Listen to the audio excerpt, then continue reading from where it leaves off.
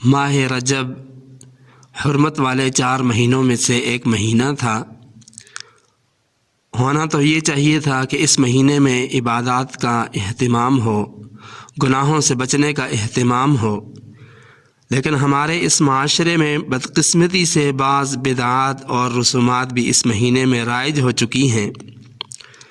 ان میں سے ایک غیر شرعی عمل یہ ہے کہ بہت سارے لوگ ماہ رجب میں اور خصوصاً رجب کی 22 اور 27 تاریخ کو کھانے پینے کی چیزیں تقسیم کرتے ہیں۔ اس کو بڑے اجر و ثواب کا باعث سمجھتے ہیں اور اس کے خود ساختہ فضائل بیان کیے جاتے ہیں۔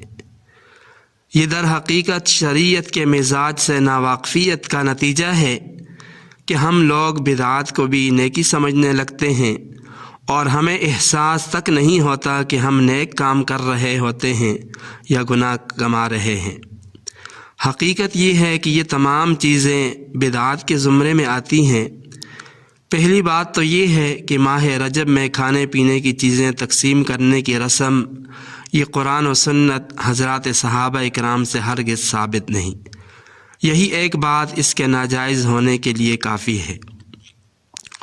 دوسری بات یہ ہے کہ اگر ماہ رجب کے ان ایام میں یہ کھانے پینے کی چیزیں تقسیم کرنے سے مقصود صدقہ خیرات ہے تو یہ بات یاد رکھیں کہ صدقہ خیرات تو سال بھر میں کسی بھی دن دیا جا سکتا ہے اور صدقہ خیرات میں کوئی بھی چیز دی جا سکتی ہے، لیکن اس کے لیے مہینہ یا دن خاص کرنا یا صدقہ خیرات میں کوئی چیز خاص کرنا شریعت کے خلاف ہے، یہ بدعت ہے اور یہ شریعت کا بہت اہم اصول ہے، اس کو ہمیشہ یاد رکھنا چاہیے۔